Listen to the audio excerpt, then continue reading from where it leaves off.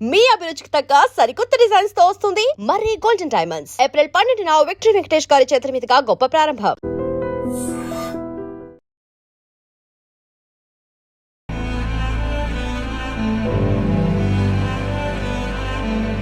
నమస్తే, welcome to I dream. నేను వలి. సరిగ్గా 2 నెలల క్రితం చర్లపల్లి రైల్వే స్టేషన్ సమీపంలో విజయారెడ్డి తన 2 బిడ్డలతో కలిసి ఆత్మహత్య చేసుకున్నటువంటి దృశ్యం, అది చూసిన వాళ్ళ కుటుంబ సభ్యులే కాదండి, చూసిన ప్రతి ఒక్కరు కూడా కన్నీళ్లు పెట్టుకున్నారు. ఏం కష్టం వచ్చింది ఆ తల్లికి, 2 పిల్లల్ని కూడా తీసుకెళ్లి రైల్వే ట్రాక్ మీద రైలుకి ఎదురుగా పడి చనిపోయారు అని చెప్పి చాలా బాధపడ్డ పరిస్థితుంది. ఇప్పుడు విజయారెడ్డి భర్త కొన్ని సంచలనమైనటువంటి ఆరోపణలు చేస్తూ ఉన్నారు. నా భార్య, నా పిల్లల చావుకు తల్లి అలాగే బావమరిది వీళ్లే కారణం, ఎందుకంటే ఇప్పుడు నాకు మొత్తం కూడా తెలుస్తూ ఉన్నాయని చెప్పి ఆయన చాలా బాధతో మాట్లాడుతున్నారు. ప్రస్తుతం నాతోనే ఉన్నారు సురేందర్ రెడ్డి గారు, విజయారెడ్డి భర్త. ఆయన మాటల్లో మనం తెలుసుకుందాం, అసలు ఏం జరిగింది, ఆయన అనుమానం ఏంటో తెలుసుకుందాం. ఇప్పుడు ఈ ఘటన జరిగిన తర్వాత చాలా రోజులు కూడా మీరేం మాట్లాడలేదు, పోలీసులు కూడా విచారించారు, వాళ్ళకు కూడా దీని వెనకాల ఎవరున్నారో ఏం తెలియలేదండి. కానీ ఇప్పుడు మీకు ఎందుకు అనుమానం వస్తుంది, వాళ్ళే మీ అత్త, మీ బావమరిది, ఆ కుటుంబం చేసి ఉంటారని చెప్పి అనుమానం మీకు ఎందుకు కలుగుతుంది? ఎందుకు కలుగుతుందా అంటే అండి, అది నేను ఒక 20 రోజుల దాకా నాకు అనుమానం రాలేదండి. 25 డేస్ దాకా రాలేదు. ఎందుకంటే చావు అంటే అదంతా కార్యక్రమాలు అయిపోయిన తర్వాత కాశీకి వెళ్ళాము, వచ్చిన తర్వాత నా చెంగచెర్ల హౌస్లో నేను వచ్చినప్పుడు ఒక 2 డేస్ దాకా నేను ఎవరితోటి ఏం మాట్లాడలేదండి. ఆ 25th డే అంటే ఇక 20 రోజులు అయిపోయిన తర్వాత మా అత్తయ్యని కూర్చోబెట్టి, అమ్మ నువ్వు డాక్యుమెంట్ తీసుకెళ్ళావు కదా, ఆ డాక్యుమెంట్స్ తీసుకురా, డాక్యుమెంట్ తీసుకునిరా, నేను లీగల్గా అప్లై చేసుకోవాలి అన్నాను. ఏం డాక్యుమెంట్స్ అండి అవి? అవి మా ఇల్లు పత్రాలు, బయట ఓపెన్ ప్లాట్స్ ఉన్నాయండి. నారపల్లి అంటే ఇదే ఇల్లు ఇది లోన్లో ఉంది. ఈ పత్రాలు అంటే దీంట్లో సీసీ కాపీస్ కూడా ఉన్నాయి. తర్వాత గట్కేసలో ఒక ప్లాటు, ఓపెన్ ప్లాటు, చౌటుపల్లి ఒక ఓపెన్ ప్లాటు, దత్తాయిగూడెంలో ఒక ఓపెన్ ప్లాటు, నారపల్లిలో ఒక ఇల్లు కన్స్ట్రక్షన్ చేస్తున్నామండి కొత్తది పాప కోసం. అవి డాక్యుమెంట్ ఇయ్యమ్మా, నేను లీగల్ ఇయర్గా. ఆ డాక్యుమెంట్ ఇదే ఇంట్లో ఉండేనా అంతకుముందు? ఇదే ఇంట్లో ఉండేది. అది ఎట్లా తీసుకపోయింది కూడా నేను చెప్తాను. నేను డాక్యుమెంట్లు ఇవ్వమని అడిగాను. ఆమె ఏమన్నదంటే, డాక్యుమెంట్లు నేను పోయి మీ బొమ్మడితోటి సెటిల్మెంట్ చేసుకోవాలన్నది. సెటిల్మెంట్ ఏందమ్మా అని అడిగా.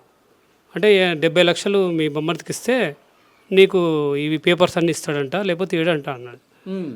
నాకేం అర్థం కాలే, ఎందుకంటే 18 ఏళ్ళు వాళ్ళతోటి మంచిగా కలిసే ఉన్నాం మేము అందరం. 20 రోజుల దాకా నాకేం అర్థం కాలే.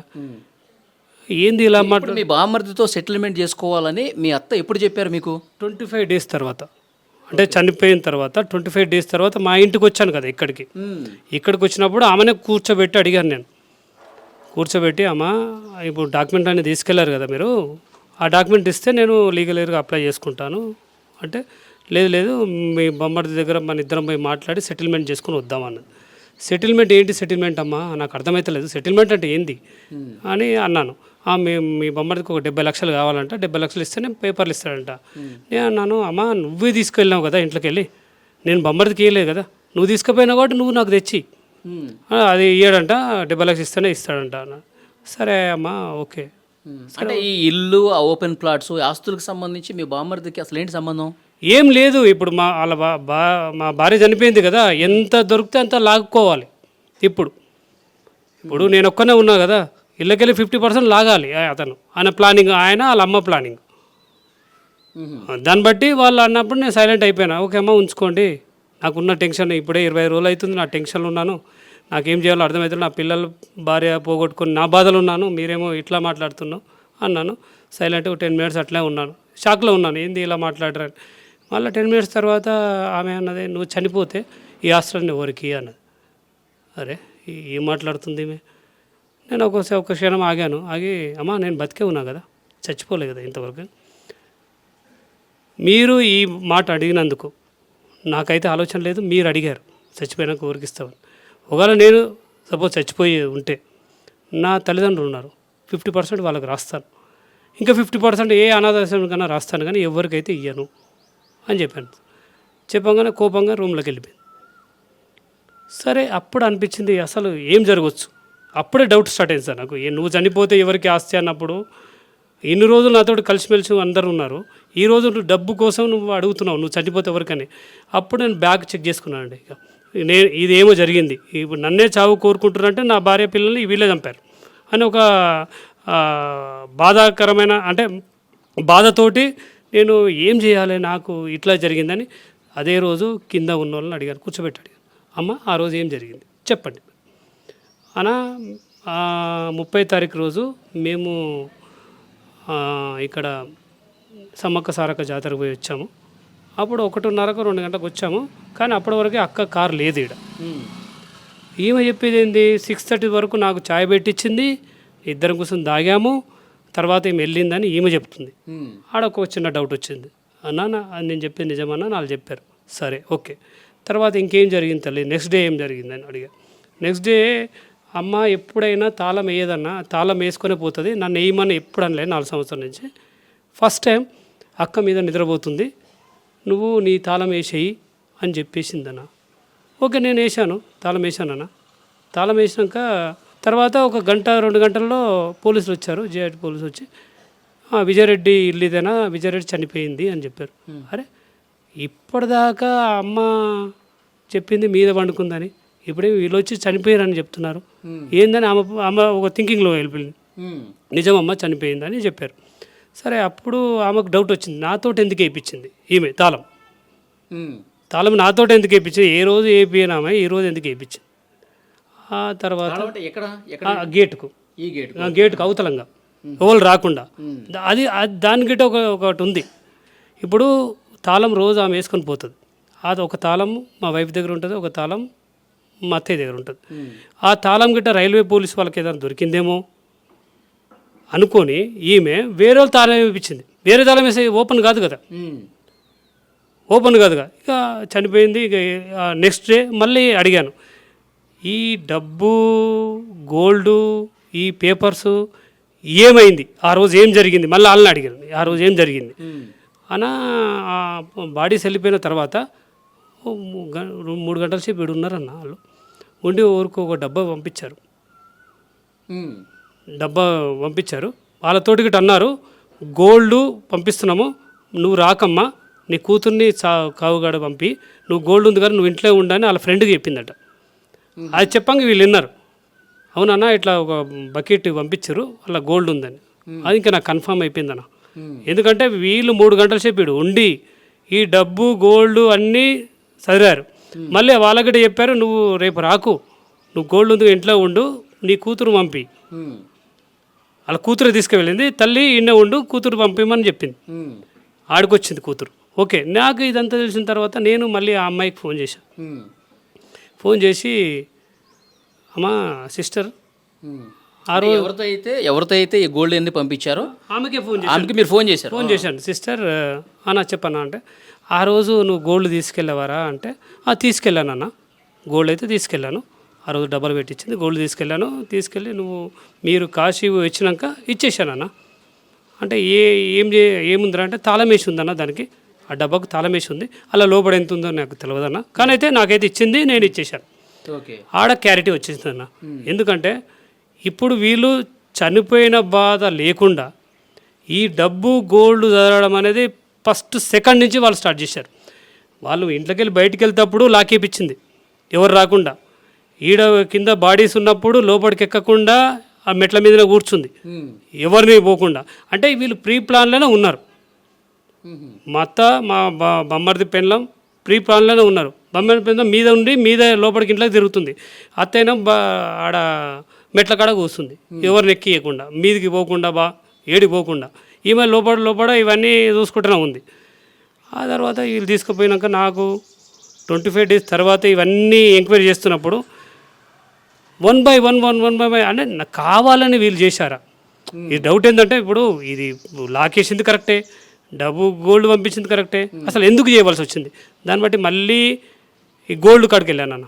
గోల్డ్ మా వైఫ్కి ఒక పేపర్ దొరికింది, జేఆర్టీ జ్యువెలర్స్ తీసుకుంటట్టు, ఆ పేపర్ దగ్గరికి వాళ్ళ దగ్గరికి వెళ్ళాను, జేఆర్టీ జ్యువెలర్స్ వాళ్ళ దగ్గరికి వెళ్ళిన తర్వాత వాళ్ళని అడిగాను, ఈ విజయ పేరు మీద ఎంత తీసుకోరు సార్ అంటే, మీరు ఒక అప్లికేషన్ రాయండి సార్, ఇచ్చేయండి, మేము ఇచ్చేస్తాం, మా వైఫ్ చనిపోయింది అని చెప్పాను. క్లియర్, మా వైఫ్ చనిపోయింది, మీకు ఏం కావాలా, డెత్ సర్టిఫికేట్ కావాలా, ఏదైనా కావాలంటే ఓకే సార్ మీరు చనిపోయిందని చెప్తున్నారు కదా ఓకే ఇస్తామని చెప్పి అది ఇచ్చిన తర్వాత వాళ్ళన్నీ రెడీ చేశారు.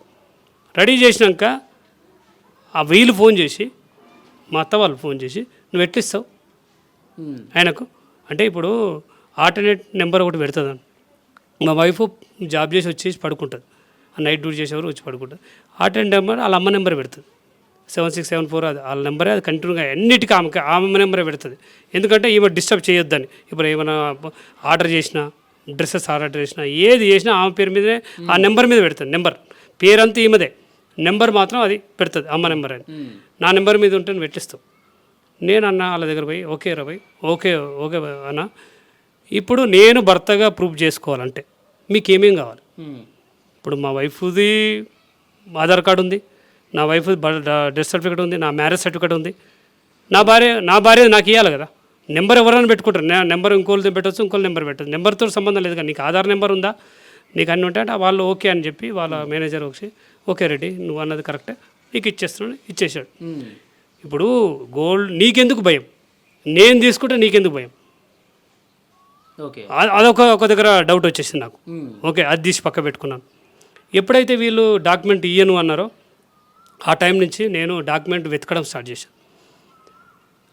ఈ ప్లేస్కి వచ్చేసి ఏదో గూగుల్ మ్యాప్ చూసి ఆ ఏరియా సర్వే నెంబరు లేకపోతే ఎవరినో బతలాడి ఈ నెంబర్ ఎంతనా ఇది ఎంత ఉందని అట్లా బతలాడి అన్ని డాక్యుమెంట్ తీసుకున్నాను. వాళ్ళు ఏమనుకుంటే ఈ డాక్యుమెంట్స్ వీనికి ఇవ్వకపోతే వీడు ఆగిపోతాడు అని వాళ్ళు ఒక పెట్టేసుకొని పక్క పెట్టుకున్నారు. ఆ డాక్యుమెంట్ అన్నీ తీసుకున్నాను. నేను ఎప్పుడెప్పుడు పంపించాను డబ్బులు అదొక డేటా తీసుకున్నాను. నేను ఇన్ని సంవత్సరాల నుంచి ఎంత పంపించాను మా మాన్యువల్ అంటే ఇట్లా డబ్బులు అది చూసుకున్నాను. ఎక్కడెక్కడ మా ప్రాపర్టీస్ ఉన్నాయి అక్కడ అన్నిటి దగ్గరికి వెళ్ళాను. ఎందుకంటే నాకు భయమే ఉందన్న, ఫస్ట్ నుంచి భయమే ఉంది. ఎందుకంటే ఎక్కడ ఏమి అటాక్ అవుతుందో తెలియదు. కానీ ఒంటరిగానే పోయాను, ప్రతి దగ్గరికి ఒంటరిగా పోయాను. చచ్చిపోయినప్పుడు వస్తే దీని గురించి తెలుసుకోవాలి మొత్తం. తర్వాత ఇక నేను ఈ అన్వేషణ చేస్తున్నప్పుడు ఇవన్నీ బయటకు వచ్చినాయి. గోల్డ్ కాడ ప్రెజర్ చేశారు, అక్కడ ఇక్కడ ఈ తాళాలు వేశారు, గోల్డ్ ఎత్తుకపోయారు. నేనేమంటానంటే ఇప్పుడు ఈ ఆస్తులన్నీ ఈ బంగారము వెండి ఇవన్నీ కూడా వాళ్ళు తీసుకుపోయారు, డాక్యుమెంట్స్ కూడా తీసుకుపోయారు అని చెప్తున్నారు. కానీ వీళ్ళు చనిపోయేలా వాళ్ళ ప్రోద్బలం ఉందని చెప్పి మీరు ఎట్లా నమ్ముతున్నారు? అది కూడా చెప్తానండి. ఇప్పుడు ఎప్పుడైనా మా అత్తయ్య ఏమనేది నీకు 2 ఎకరాలే ఉంది, మా భార్యతోటి నీకు 2 ఎకరాలు ఉంది, నీ కొడుకు పెళ్ళి ఎట్లా చేస్తావు, నీ బిడ్డ పెళ్ళి ఎట్లా చేస్తావు, నీ బిడ్డకు రేపు 2 ఎకరాలు ఉంటే ఎవరు వస్తారు, నీ కొడుకు ఎవరు వస్తారు, 2 ఎకరాలు వస్తే పిల్లనిస్తారా? ఎప్పుడు ఇదే మాట. భూమి తీసుకుంటుంది అంటేనే నేను గట్కేసారి నా ఓన్ ప్లాట్ అమ్మి పెట్టాను. ఆగస్టులో నా ఓన్ ప్లాటు 40 లక్షలకు అమ్మాను వీళ్ళు భూమి కొంటా అంటే. ఈ ప్రెషర్ తోటి అమ్మాయికి బాగా ప్రెషర్, నీకు 2 ఎకరాలు ఉంటే నీ కొడుకు ఎట్లా సంబంధం వస్తుంది, రెడ్డిస్ కుటుంబంలో ఉన్నాం అని రోజు టార్చరే. ఇంకోటి ఏంటంటే వీళ్ళు తల్లి బిడ్డకి టార్చర్, విజయారెడ్డి టార్చర్ చేస్తుంది. నీకు 2 ఎకరాలు ఉంది, నీకు 2 ఎకరాలు ఉంది, నీకు 2 ఎకరాలు 2 ఎకరాలు ఏముంటుందన్న. ఇప్పుడు వాళ్ళు మంచి చదువుకుంటే వాళ్ళే సంపాదించుకుంటారు. అట్లా అనుకొని తర్వాత వీళ్ళు అరుణాచలం వెళ్ళారన్న. లాస్ట్ 2-3 మంత్స్లో ముందు అరుణాచలం నుంచి మళ్ళీ ఈ పాండిచేరికి వెళ్ళారు. బీచ్ కడుపు నీకు 2 ఎకరాలు ఉంది, నువ్వు ఏం చేస్తున్నావు, నువ్వు ఎట్లా బతావు, నీకు 2 ఎకరాలు ఉంది, 2 ఎకరాలు ఉంది. ఇక ఆమె ప్రెషర్ తట్టుకోలేక ఆడనే చచ్చిపోదామని సముద్రాన్ని కొరుకుతుందంట. ఇదెవరు చెప్పారు మీకు? మా అత్తయ్య చెప్పింది, మా బొమ్మర్ది భార్య చెప్పింది. మేమే పట్టుకొచ్చి రూమ్లో వేసామని. ఇప్పుడు పాండిచేరికి పోవాలెందుకు మీరు, ఆడ దాన్ని రెచ్చగొట్టాడు ఎందుకు, ఆ చావడాన్ని ఉరకడం ఎందుకు, పట్టుకొచ్చి మీరు రూమ్లో వేసాడు ఎందుకు? ఆడ ప్రెషర్ ఎక్కువ పెట్టారు ఆ మైండ్లో. ఇప్పుడు మా వైఫ్ ఎట్లుంటుందంటే పిల్లలు కూడా వెళ్ళారా పాండిచేరి? లేదు పాండిచేరి పిల్లలు ఓన్లీ వైఫ్, వాళ్ళ అమ్మ, వాళ్ళ అన్నయ్య వెళ్ళలే, అలా అన్నయ్య భార్య, ముగ్గురే వెళ్ళారు. ముగ్గురు పట్టుకొచ్చి లోపడేసారు అని చెప్పారు వీళ్ళు. ఓకే నువ్వు అట్లా అన్నప్పుడు నాకు మీ భార్య చనిపోవడానికి ట్రై చేస్తుందో లేకపోతే మీ భార్య ఏదైనా చేస్తుందో నువ్వు డైలీ నేను మాట్లాడుతున్నాను, డైలీ మా అత్తయ్యతోటి మాట్లాడతాను, మా వైఫ్ తోటి కూడా మాట్లాడతాను. అప్పుడు మీరు మాట్లాడారా మీ భార్యతో ఇట్లా ఎందుకు చేస్తున్నావు? చెప్పలేదన్నా, అప్పుడు చెప్పలే, అసలు చెప్పలేదు. ఎవరు చెప్పలే. ఆ 25 days తర్వాత ఈడ చెప్తున్నది ఆమె. ఇట్లా అన్నీ ఇప్పుడు ఆమె చనిపోయిన తర్వాత చెప్తుంది. ముందు చెప్పలే నాకు. ముందు చెప్తే నేను అడుగుతాను కదా, ఎందుకు రా నువ్వు అట్లా ఏం చేస్తున్నావు, మనకు ఉంది కదా, డబ్బు ఉంది ఉంది, కొందాం, ఒక 2 ఎకరాలు 3 ఎకరాలు కొందామని నేను చెప్తాను. అది చెప్పలే నాకు. ఈ చనిపోయిన తర్వాత ఇట్లా పోయింది అట్లా పోయింది, మేము గుంజుకొచ్చి లోపడేసినాం బయట వేసినాం అని అప్పుడు చెప్తున్నారు. నేను అప్పుడే అడిగినా, మీకు తెలిసినప్పుడు రోజు నీకు కాల్ చేస్తాను, రోజు ఆమెనే కాల్ చేస్తాను, నేను చేయను. ఆమెనే ఈ ఇల్లు కన్స్ట్రక్షన్ జరుగుతుంది కదా, మా పాప కోసం కడుతున్నాను నారపల్లిలో ఇల్లు. ఆ పాప కోసం కడుతున్నప్పుడు ఈమె పోయి డైలీ పోతుంది, కన్స్ట్రక్షన్ కాడ నిలబడుతుంది, కూర్చుంటుంది, చేస్తుంది. నువ్వు డైలీ ఇది జరుగుతుంది బిడ్డ, ఇది సిమెంట్ జరుగుతుంది, పాస్టింగ్ జరుగుతుంది అని చెప్తావు కదా, ఏ రోజు ఎందుకు చెప్పలే నాకు? చిన్న విషయం చెప్పాలి కదా, ఇది ప్రాబ్లం జరుగుతుంది అని. కానీ దీని ఇంకా 6 నెలల నుంచి దీనికి టార్చర్ ఉంది.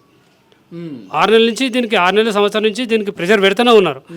ప్రెషర్ పెట్టి ఇంట్లో ఒక 2-3 డేస్ ముందు ఏదో బాగా ఏడ్చారట పిల్లలు.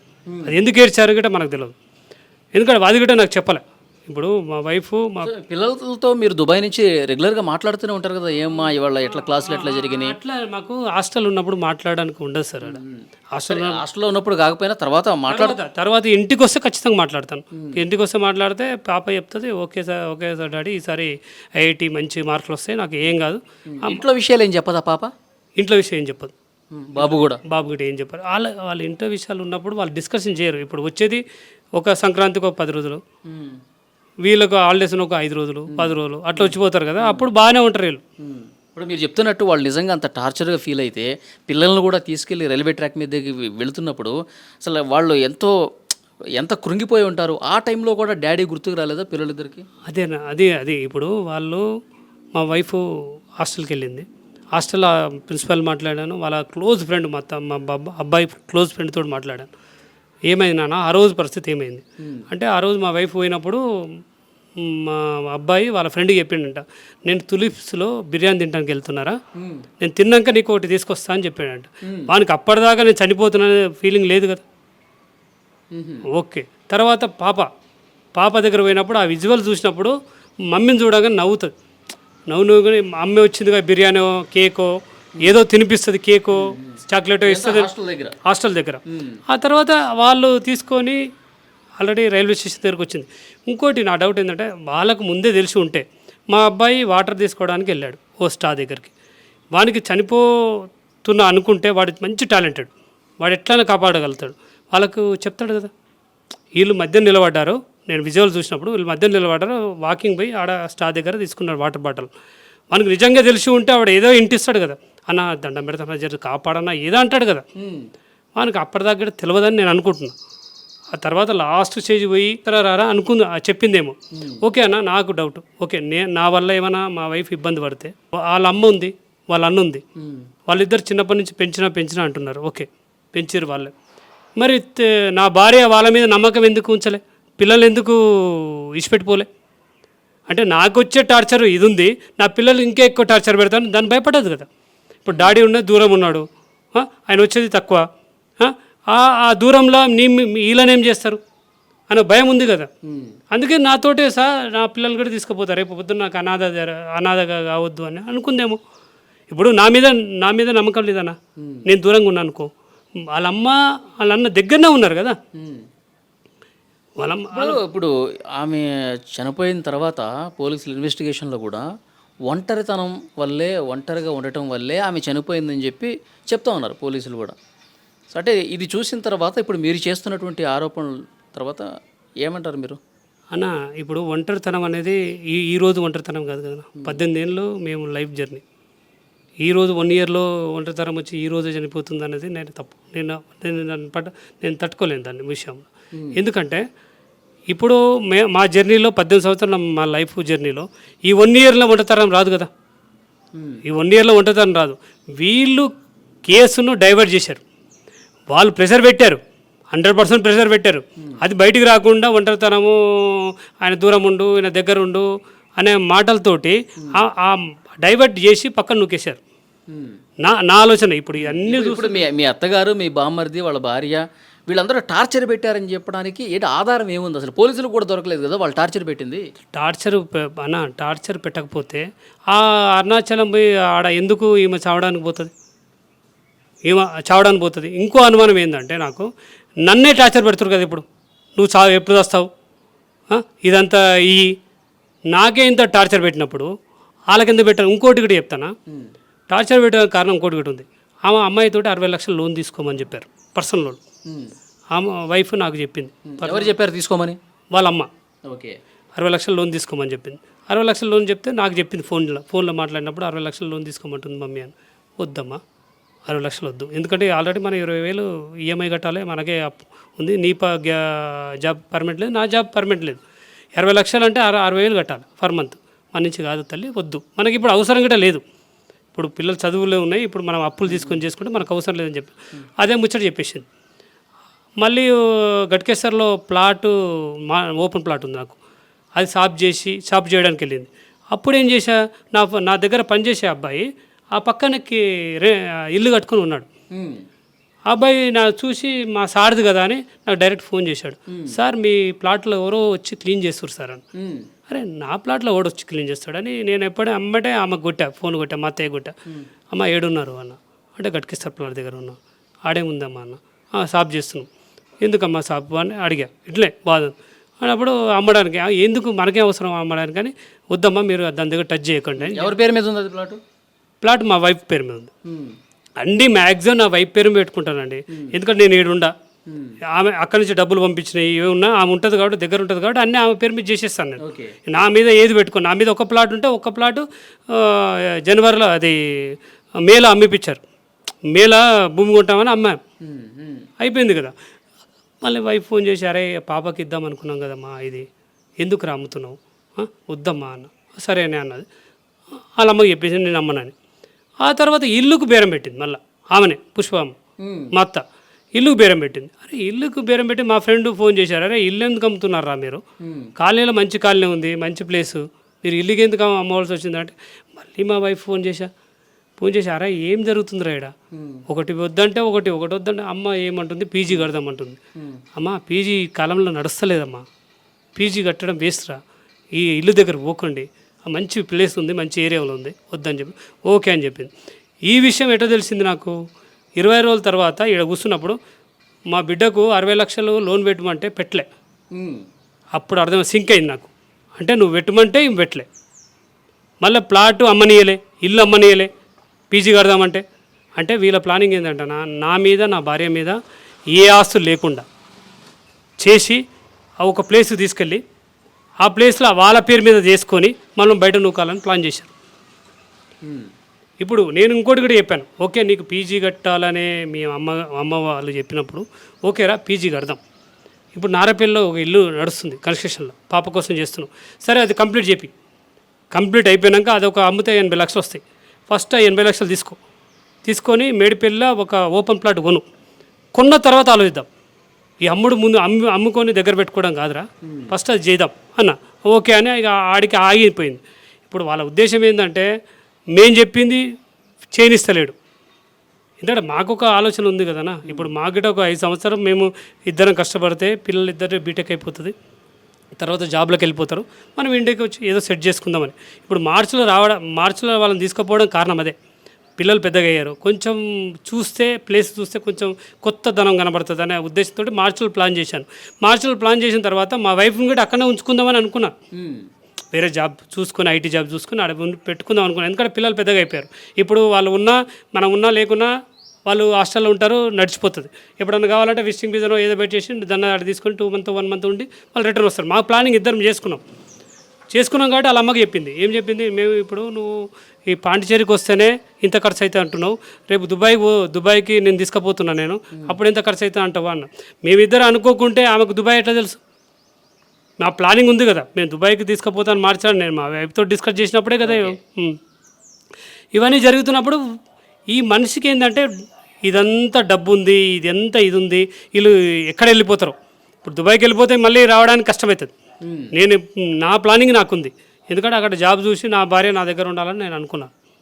ఇన్ని రోజులు దూరం ఉన్నాం, పిల్లలు పెద్దగా వచ్చి ఇప్పుడు చిన్నగా ఉన్నప్పుడు తీసుకుపోవచ్చా, కానీ చిన్నగా ఉన్నప్పుడు తండ్రి లేడు, తల్లి లేకపోతే వాళ్ళు ఒక క్రమశిక్షణ పెరగరు అని ఆమె అమ్మాయి జాబ్ చేస్తానని చెప్పింది. ఇంకోటనా ఈ విషయంలో నేను పెళ్లి చేసుకున్నప్పుడు అమ్మాయి ఇంటర్మీడియట్ చదివి నాకు పెళ్లి చేసుకున్నాను. తర్వాత నేను వైఫ్కు నేను చదివించాను అన్న, బీటెక్ చేయించాను. ఈరోజు నా కూతురు టీం లీడరు ఇంకేదో చెప్తున్నా అంటే దాన్ని ఇంకా కష్టం నాది ఉందన్న. అప్పట్లోనే మేనేజ్మెంట్ సీట్లో 6 లక్షలు పెట్టి చదివించాను అమ్మాయికి. ఓకే. ఈరోజు నువ్వు మా కూతురు టీం లీడరు, నేను ఎన్ని సంపాదిస్తుందంటే నేను తక్కువ సంపాదిస్తుంటాను, నేను 70,000 సంపాదిస్తుండొచ్చు, నా వైఫ్ ₹1,00,000 సంపాదిస్తుండొచ్చు. కానీ ఆ కష్టం ఓడదన్న నాదే కదా, నేను చదివిస్తేనే కదా ఆమె డబ్బు సంపాదించేది. ఎప్పుడైనా ఆ తేడా చూపెట్టేదన్న, నీ భర్త తక్కువ వస్తుంది, నీకు ఎక్కువ వస్తున్నాయి. ఇది ఏదంటే ఆమెకు ఎప్పుడు ఏదో ఒకటి చెయ్యాలి. ఓకే. సో ఫైనల్గా చెప్పండి, ఇప్పుడేమో ఆమె చనిపోవటానికి మీ పిల్లలు కానీ మీ భార్య కానీ చనిపోవటానికి వాళ్ళు రెచ్చగొట్టడం వల్లే, వాళ్ళ వేధింపుల వల్లే చనిపోయింది. ఎందుకంటే ఇప్పుడు ఈ డబ్బు తీసుకున్నారు, బంగారం తీసుకున్నారు, వెండి తీసుకున్నారు, ఆస్తులకు సంబంధించిన డాక్యుమెంట్స్ అన్నీ కూడా వాళ్ళ దగ్గరే పెట్టుకున్నారు కాబట్టి మీకు అనుమానం వచ్చింది చెప్తున్నారు. సో ఫైనల్గా మీరు ఏం కోరుకుంటున్నారు? మీ అనుమానం ఉంది కాబట్టి మీరు పోలీస్ కేసు ఏమైనా ఫైల్ చేసే అవకాశం ఉందా? దీని మీద ఇంకా విచారణ జరగాల్సిన అవసరం ఉందని భావిస్తున్నారా? ఏం కోరుకుంటున్నారు మీరు? నేనేమనుకుంటున్నా అంటే మా భార్య, నా పిల్లలు ఎట్లా చనిపోయారు అనేది నాకు కావాలి. వాళ్ళు దేనివల్ల చనిపోయారు అది నాకు తెలుసుకోవాలని ఎన్ని రోజులైనా కొట్లాడుతానండి దీని గురించి. ఎవరు దోషి అయితే వాళ్ళు కంపల్సరీ శిక్ష అనుభవించాలి. ఎందుకంటే నేను పడే బాధ ఎవరికి రావద్దు. ఆ శోభ అనేది చెప్తే నాకు వస్తలేదు, కానీ కళ్ళు మూస్తే వాళ్ళే కనబడతారు, కళ్ళు తెరిస్తే వాళ్ళే కనబడతారు.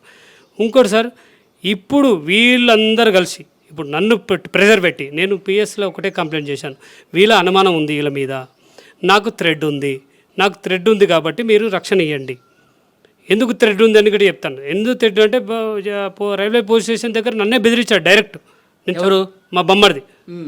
నిన్ను చంపేస్తాను, చిరంజీవి రెడ్డి నన్ను బొమ్మడి నిన్ను చంపేస్తాను బెదిరించాడు. బెదిరించినప్పుడు నాకు ఒక సంస్థ ముందే బెదిరించినప్పుడు నువ్వు బయట బెదిరేవే కాదు, నీ మనసులో 10 మంది తిప్పుతావు, ఎప్పుడు అటాక్ చేస్తావో తెలియదు. నాకే రక్షణ కావాలి కదా. ఎందుకు బెదిరించాడు ఆయన? ఏం కారణం ఉంది? ఏం కారణం అంటే ఇప్పుడు నేను ఇవన్నీ ఇస్తలేను, డబ్బు అడుగుతున్నాను కదా, డబ్బు అడుగుతున్నాను, గోల్డ్ అడుగుతున్నాను, డాక్యుమెంట్లు అడుగుతున్నాను. ఇవన్నీ అడగకపోతే, నేను ఒక్కరు లేకపోతే నాకే అవుతుంది అని అనుకుంటాడు కదా. ఇప్పుడు నేను ఒక్కరు లేననుకో అడుగుతూ ఎవరు ఉండరు కదా. అందుకే నా మీద స్కెచ్ ఒకటే నేను చెప్పేది ఏంటంటే ఇంకోటి సార్, ఇప్పుడు నా పేరు మీద నా కారు తీసుకొని దగ్గర పెట్టుకున్నాడు. ఓకే, అది జిఆర్టీ పోలీసుల దగ్గర పోయి ఏదో కథ చెప్పి తీసుకొచ్చుకున్నాడు. కానీ ఇప్పటికిట నా పేరు మీద ఉన్నది ఆయన దగ్గర ఉంది. రేపు పొద్దున అదే యాక్సిడెంట్ అయ్యి ఏదైనా అయితే నా మీద కేసు వస్తుంది కదా సార్. ప్రాబ్లం నాకే వస్తుంది కదా, ఆర్సీ నా మీదనే ఉంది కదా, ప్రాబ్లం నా మీద ఉంటుంది కదా. ఏదైనా సార్, ఇప్పుడు నేను చెప్పేది ఒకటే లాస్ట్, నేను డబ్బు గురించి ఎప్పుడు ఆలోచించలేదు. డబ్బు గురించి ఆలోచించే 18 ఏళ్ళు వాళ్ళని అడిగి డబ్బులు ఇచ్చి నేను అడగకపోలేదు కదా. ఈ రోజు దాకా వాళ్ళకు ఏం డబ్బు ఖర్చు పెట్టారమ్మా, ఎక్కడ పెట్టారని ఇంతవరకు అడగలేదు నేను. ఓకే, మా భార్య ఉంది కాబట్టి ఆమె చూసుకుంటుందనే ఉద్దేశంతో నేను ఎప్పుడు అడగలేదు, డబ్బు గురించి అడగలే. ఈ రోజు కూడా డబ్బు గురించి అడగకపోదు, వీళ్ళందరూ నువ్వు ఎప్పుడు వస్తావనే ఉద్దేశం అడిగినప్పుడే నీవన్నీ క్రాస్ చెక్ చేసుకున్నా. లేకపోతే నేను డబ్బు గురించి ఆస్తి గురించి అడుగుతాను కాదు. నాకు డాక్యుమెంట్లు ఇస్తే నేను లీగలైజ్ చేసిన తర్వాత నేను బెటర్ చేద్దామనుకున్నా వాళ్ళకు. కానీ ఈరోజు మనం చంపడానికే ప్రయత్నం చేసి నువ్వు ఎప్పుడు వస్తావని వాళ్ళ వేచి ఉన్నారు చూడండి. అందుకోసమే ఇది ఎవరికి చెందితే మా తల్లిదండ్రులకు ఆఫ్, ఇంకా మిగిలింది ఉంటే అనాశనం.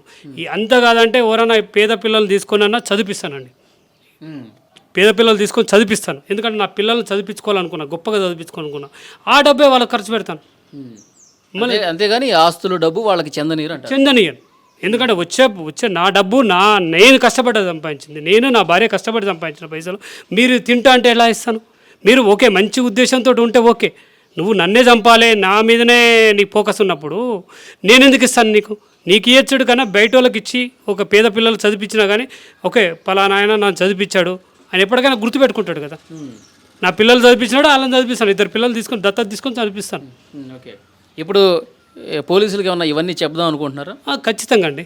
ఇవన్నీ వాళ్ళు ఏమన్నారంటే సిఎస్ఆర్ ఏమన్నారంటే మేడిపల్లి 2 days కొంచెం నాకు ఇది ఉంది, వర్క్ ఉంది, 2 days తర్వాత అలా పిలిపించి మాట్లాడి నీకు న్యాయం చేస్తాను, నేనున్నాను, నేను ఇంకా అని చెప్పాను. నేను అన్నీ చెప్పాను, ఇది జరిగింది సార్, ఇది జరిగిందని.